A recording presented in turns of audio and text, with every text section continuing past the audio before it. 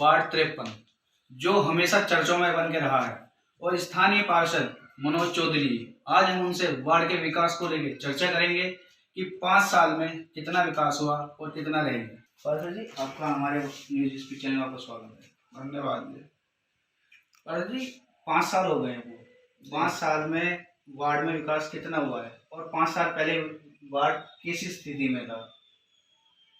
5 साल पहले हमें हर गली गांव की एम की सड़कें, सीवर की समस्या, पानी की समस्या पूर्णतः मिली। सीवर संजय नगर में नाले में बहता था। जब से एम ब्लॉक 30 से 35 साल पहले MRL बसा तो सीवर की लाइन ठप थी। हमने मेहनत कर 4 महीने प्रयास कर सफलता हासिल करी। आज सीवर की लाइनें बिल्कुल ओके चल रही हैं। जो पानी की समस्या ही MRL में, क्योंकि लास्ट पड़ रहा था टंकी का, तो हमने हर पार्क में 10 HP लगवाया और अब 1 महीने के अंदर एम ब्लॉक संजय नगर की पानी की समस्या पूर्णतः हल हो जाएगी। 30 HP का पंप हमारा चालू होने से 24 घंटे पानी क्षेत्रवासियों को मिलेगा। गांव में खेल को बढ़ावा देने के उद्देश्य से हमने खेल स्टेडियम बनवाया 25 बीघे में। किस नाम से स्टेडियम बना? रहीसपुर खेल स्टेडियम के नाम से है, रहीसपुर खेल स्टेडियम। और स्वास्थ्य के लिए 10 बेड का केंद्र पास हो चुका है। 1 करोड़ उस पर खर्च होगा। टेंडर हो चुका है, उसका कार्य अभी अगले महीने शुरू होने की संभावना है। और नाली खरंजे के काम 90% हमने पूर्णतः कर दिए। सड़क के सब काम MRL में पूरी सड़कें बनवा दी हैं। सड़क किनारे टाइल्स का काम 90% पूरा हो चुका है। सिर्फ मेन रोड M से लेकर L भावना मेडिकल तक की साइड पटरी की टाइल का काम रह चुका। बाकी शहर में भी पूरा काम हो गया। 13 पार्क हमारे उसमें थे, तो हमने करीब 10 पार्क बनवा दिए हैं और टेंडर हो चुके हैं। 3 पार्कों का काम रह जाएगा, वो अगली योजना में बनाएंगे। अगर जनता वार्ड में आपका और किस चीज को लेकर रहेगा? अब तो हमारा, क्योंकि नाली खरंज कोरोना आने की वजह से बजट की भारी समस्याओं का हमें सामना करना पड़ा। 2 साल का बजट नगर निगम ने हमें नहीं दिया, जबकि अब लास्ट साल चुनावी साल थी। हमने प्रयास करा कि इस साल तो बजट मिल जाए, इस साल भी नहीं मिला। तो भारी वित्तीय जो निगम की खजाना खाली है उसका हमें सामना करना पड़ा, जिसलिए लोग हमें आशा से चुनते हैं। वो बजट ही हमें नहीं मिल पाया। फिर भी हमने विषम परिस्थितियों में जनता के सामने है काम हमारे जो हमने करवाए हैं। अन्य विभागों से ला के अभी अगले महीने 5 करोड़ 28 लाख रुपए के कामों का हम शुभारंभ मार्च के एंड में या अप्रैल के फर्स्ट वीक में करवाने जा रहे हैं। माननीय जनरल साहब से, केंद्रीय मंत्री जी से वो शुभारंभ करेंगे। तो अभी सड़कों का जाल रहीसपुर में बड़ा ही सुंदर हो जाएगा। और एक बड़ी योजना पर हम काम कर रहे हैं जो गाजियाबाद को माननीय मंत्री जी देने जा रहे हैं। लास्ट स्टेज पर हमारा वो काम है। 42 बीघे में ग्रीन बेल्ट में पार्क सौंदर्यकरण पहले स्तर पर, उस पर 2,28,000 रुपये खर्च होंगे। 2 करोड़ 28 लाख रुपए खर्च होंगे, जिसकी बाउंड्री वॉल होगी। फिर उसे जापान की तर्ज पर, जिससे ऑक्सीजन मिले क्षेत्र को और गाजियाबाद जिले को ऑक्सीजन देने में बड़ा काम होगा। 42 बीघे में हम विकसित करवा रहे हैं। और आगे हम क्रिकेट के में, इसके बाद क्रिकेट का मैदान 5 एकड़ में बनवाने का प्रयास कर रहे हैं। तो अब हमें ये अपना वार्ड 53 खेल का हम बनाना है। नाली खरंजे के काम खत्म हो चुके हैं, तो नाली खरंजे का एक काम रह रहा है। अम्बेडकर स्कूल से लेकर नए शिव मंदिर तक बाकी जो गली गांव में बच रही है वे सब पास हो चुकी है। वर्क ऑर्डर होने उनके शेष रह गए हैं। वर्क ऑर्डर होने के बाद वे भी कार्य गलियों के शुरू हो जाएंगे।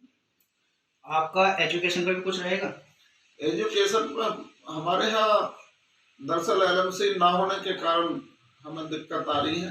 हमारे यहाँ जो जूनियर हाई स्कूल 2 हैं, कन्या पाठशाला और प्राथमिक विद्यालय नंबर 1, जिला परिषद के स्कूल है। इन्हें हाई स्कूल नहीं बनाया जा सकता और कोई किसान हमें जमीन देने को तैयार नहीं है, क्योंकि सरकार अब जमीन मांगती है।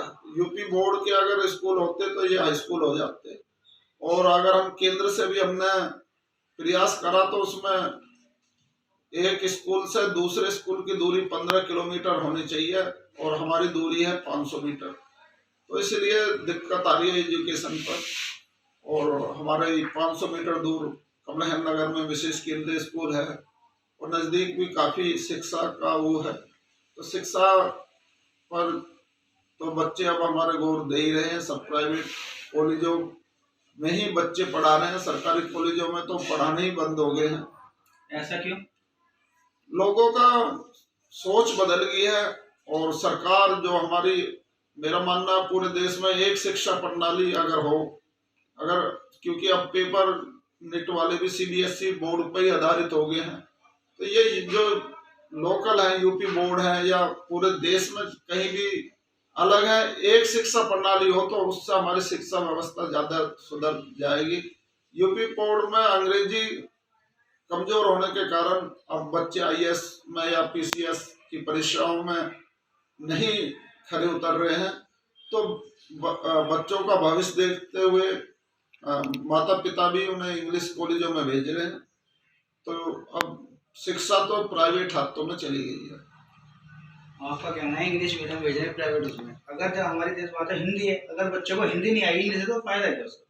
अब ये तो हमारे सोच से कुछ नहीं होगा। जब हमारे पेपरों में सीबीएसई इन्होंने कंपटीशनों में ले आए हैं तो यूपी बोर्ड का बच्चा क्या करेगा? हर चीज तो इंग्लिश हो रही है। अगर हम जिस कंपटीशन को सरकार ला रही है उसमें हम यूपी बोर्ड में हमारा बच्चा कमजोर रह जाएगा तो हम क्या करेंगे? हमारे आईएएस में 2011 के बाद हमारे देख लो कितनी गिरावट आई है। यूपी बोर्ड के बच्चे उसमें पास ही नहीं हो पा रहे हैं। तो जिस देश में कंपटीशन हवा चल रही है शिक्षा की, उसमें हमें जाना पड़ेगा। हर वार्ड में सीवर लाइन और पानी की दिक्कत बहुत होती है, जो आपने बताया कि आपने वो सब चीज करा दी है। क्या आपको लगता है कि जनता देखते हो क्या आपको दोबारा जनता का प्यार मिल पाएगा? मुझे तो विश्वास है, बाकी जनता जनार्दन है, जो भी उनका निर्णय होगा वो स्वागत योग्य है, क्योंकि लोकतंत्र में तो जनता ही मालिक है वोट की। उसे ही सोचना है कि उसके क्षेत्र में विकास हुआ या नहीं हुआ। हमारा काम तो जनता ने हमें मौका दिया 5 साल में विकास करने का था, तो हमने तो विकास कर दिया। वोट देना ना देना जनता का अपना अधिकार है। हमारा काम तो वोट मांगने का है, लोगों को समझाने का है। अब वे कितने खरे दोबारा उतरेंगे वो भी उनका स्वागत है। हर वार्ड में सीवर लाइन और पानी की दिक्कत बहुत होती है, जो आपने बताया कि आपने वो सब चीज करा दी है। क्या आपको लगता है कि जनता देखते हो क्या आपको दोबारा जनता का प्यार मिल पाएगा? मुझे तो विश्वास है, बाकी जनता जनार्दन है, जो भी उनका निर्णय होगा वो स्वागत योग्य है, क्योंकि लोकतंत्र में तो जनता ही मालिक है वोट की। उसे ही सोचना है कि उसके क्षेत्र में विकास हुआ या नहीं हुआ। हमारा काम तो जनता ने हमें मौका दिया 5 साल में विकास करने का था, तो हमने तो विकास कर दिया। वोट देना ना देना जनता का अपना अधिकार है। हमारा काम तो वोट मांगने का है, लोगों को समझाने का है। अब वे कितने खरे दोबारा उतरेंगे वो भी उनका स्वागत है। जो आपके सामने प्रत्याशी खड़े होंगे तो उनमें क्या कहना है आपको? मुझे तो उनके बारे में कुछ नहीं कहना। मैं तो पहले भी किसी प्रत्याशी के बारे में मैंने कोई टिप्पणी नहीं करी। मेरे तो एक विचारधारा है, एक सोच है। मैं सिर्फ अपनी सोच और जिस विचारधारा को आगे बढ़ाने के लिए मैं सभासद बना, पार्षद, वही मेरी अब है। पहले जो समस्या क्षेत्रों में थी, वे जो मैंने वायदे करे वे पूर्णतः 100% मैंने उनका समाधान करा। कोई जो वायदे करके लोगों ने मुझे आशा, तो उनके वायदों पर कोरोना होने के बावजूद और 2 साल की पार्षद निधि नहीं मिलने के बावजूद खरे उतरे।